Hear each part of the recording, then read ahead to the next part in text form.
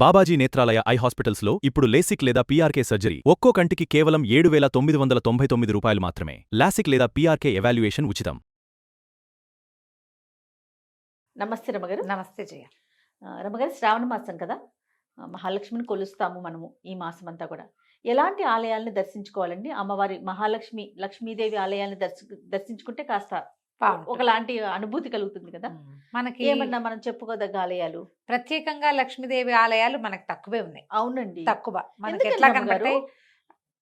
ఎందుకనో మరి ఉన్నాయి, కానీ చాలా తక్కువ. అయ్యవారు బాగా కనిపిస్తారు. అయ్యవారు మనకి ఉండి ప్రతి చోట అయ్యవారితో పాటు అమ్మవారికి ఉంటారు. తాయార్ల సన్నిధి విడిగా, అక్కడ లక్ష్మీదేవి ప్రత్యేకంగా ఉన్న దేవాలయాలు అట్లా కనపడతాయి జయ. అయ్యవారితో పాటు కానీ ఓన్లీ అమ్మే లక్ష్మీదేవి, అది ముఖ్యంగా అలా తక్కువ కదండి. తక్కువ ఉన్నాయి. మనకు అట్లా ప్రత్యేకంగా కనపడేది కొల్హాపూరి మహాలక్ష్మి అమ్మవారు.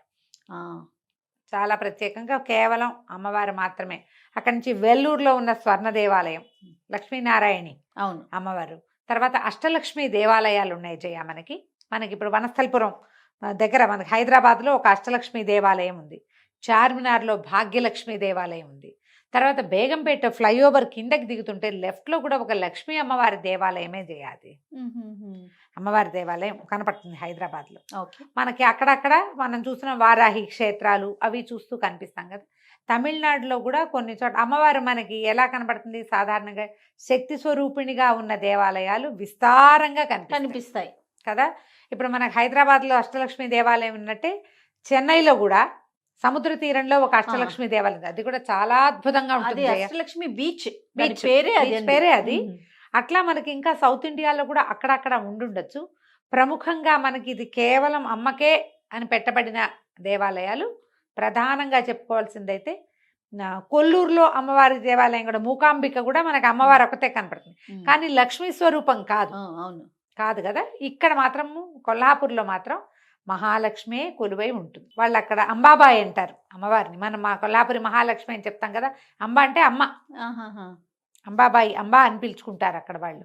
ఇదే అంబాజీ పేరు మనకి మళ్ళీ అహ్మదాబాద్లో కూడా కనపడుతుంది. గుజరాత్లో కూడా అంబాజీ అని ఒక టెంపుల్, లక్ష్మీదేవే ఆవిడ కూడా. ఏనుగు మీద కూర్చుని దర్శనమిస్తుంది అమ్మవారు. అబ్బా, అక్కడ నేను వెళ్ళి చూశాను. నేను అక్కడ ఓకే, బాగుంటుంది, చక్కటి స్వరూపంలో కనిపిస్తుంది. వాహనం ఏనుగు గజవాహనం కనపడుతూ ఉంటుంది లోపలే. మూలవరలే మూలమూర్తే ఏనుగు మీద కూర్చున్నట్టు కనిపిస్తుంది. విశేషమైన దేవాలయాలు. ఎవరికి ఎప్పుడు అవకాశం కుదిరితే అప్పుడు. మనకి కొల్హాపూర్లో ఉన్న మహాలక్ష్మి ఇవాళ రేపు కొన్ని టీవీలు వాళ్ళు చక్కగా భక్తి టీవీ లాంటి చోట, తర్వాత ఇంకా కొన్ని ఇలా సివిఆర్ అలాంటి ఛానల్స్లో మనకు కనిపిస్తున్నాయి.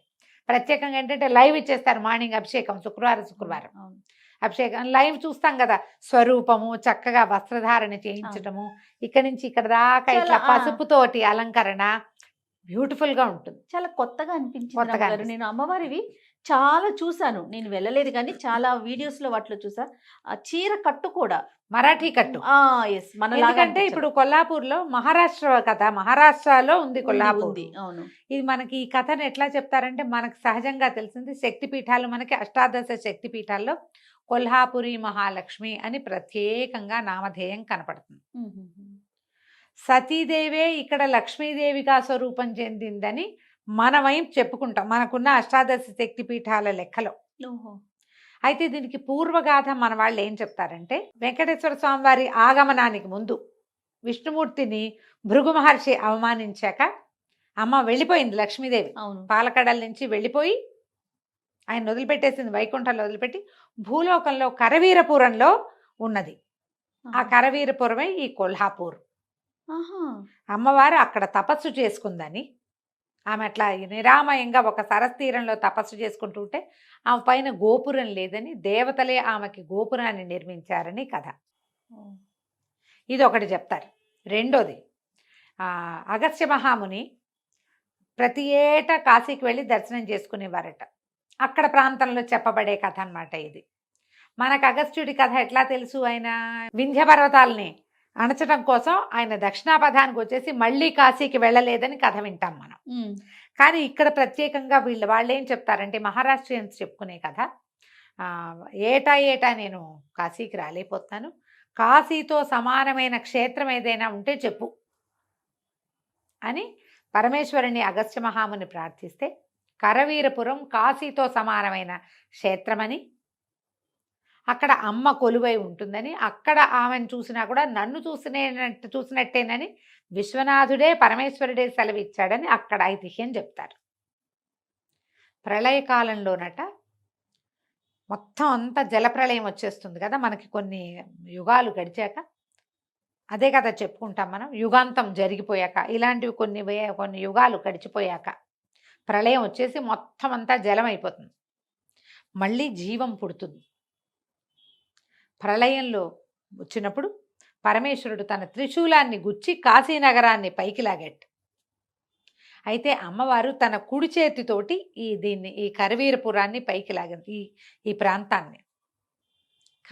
కరము అంటే చెయ్యి సంస్కృతంలో, కరవీరం అమ్మవారి చేతి యొక్క శక్తితోటి పైకి లేచొచ్చింది కాబట్టి కరవీరపురం అని పేరు వచ్చిందని, దానికే రకరకాల పేర్లు, చివరికి కొల్హాపూర్ అయిందని చెప్తారు. అదే కరవీరపురం.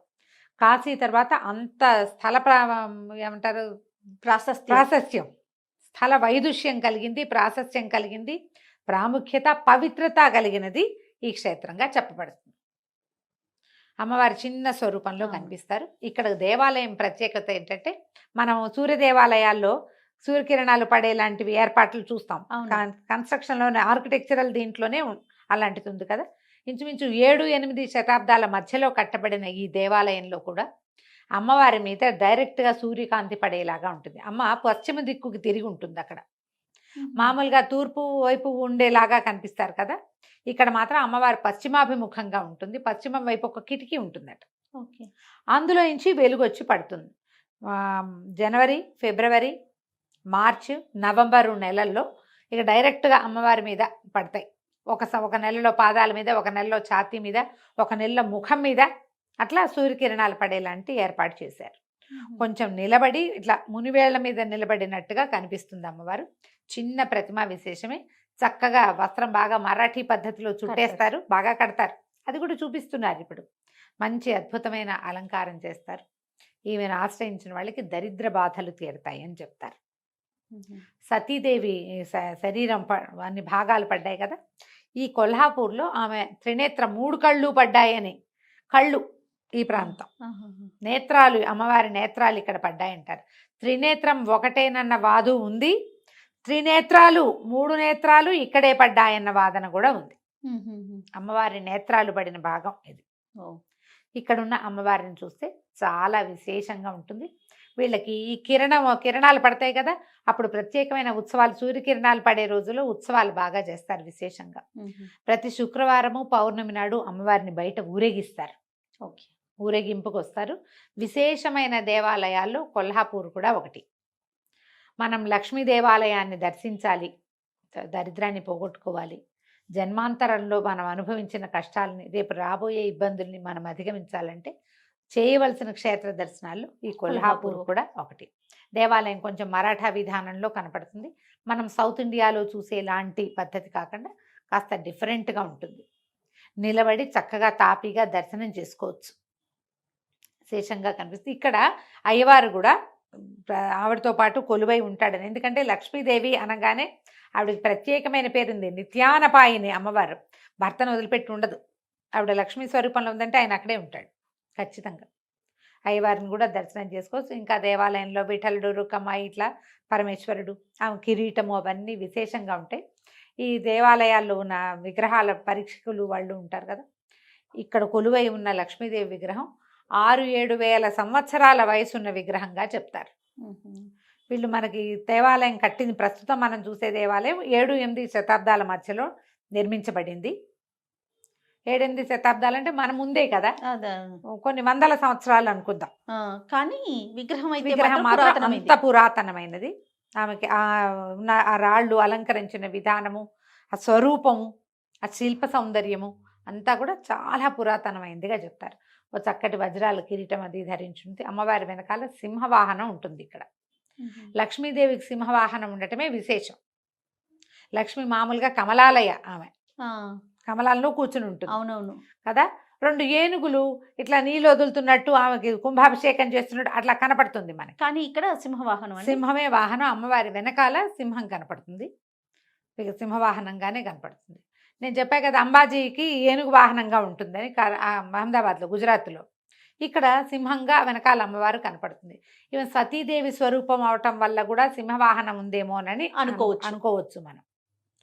లక్ష్మీ స్వరూపంగాను, శక్తి స్వరూపిణిగాను అమ్మవారు ఒక్కరే నిలబడి ఉన్న విగ్రహమే మనకు కనపడుతుంది. కాళ్ళకి ప్రత్యేకించి కొన్ని మనకి పాదుకలు కూడా కనిపిస్తాయి. పాదుకలు పెడతాయి, నిలబడి ఉంది అనిపిస్తుంది కదా, అట్లా పాదాలకు దగ్గరగా అట్లా ఇవి పెడతారు, పాదుకలు పెడతారు. విశేషమైన దర్శనము. పెద్ద అంటే కొంచెం వాళ్ళ మరాఠా వాళ్ళ సంప్రదాయాలు కూడా ఇంచుమించు మనవాటి లాగానే ఉంటాయి. అంటే వాళ్ళ పండగలు అవి కూడా కొంచెం దగ్గరగా మన పర్వదినాలే వాళ్ళ పర్వదినాలు కూడా కనపడతాయి. మనలాగానే సంకటహర చతుర్థి, ఏకాదశులు అన్నీ పాటిస్తారు. మనలాగానే అమావాస్య, పౌర్ణమి మన విధానమే. వాళ్ళ నెలలు కూడా మనలాగానే. మనకి తమిళనాడు నెల అట్లా కాదు కదా, వాళ్ళు పూర్తిగా ఆపోజిట్ చేస్తారండి. పౌర్ణమి తోటి పౌర్ణమి వెళ్ళంగానే నెల మొదలవుతుంది. మరాఠీస్కి కూడా మనలాగానే పౌర్ణమి, అమావాస్య మనలాగానే పాటిస్తారు.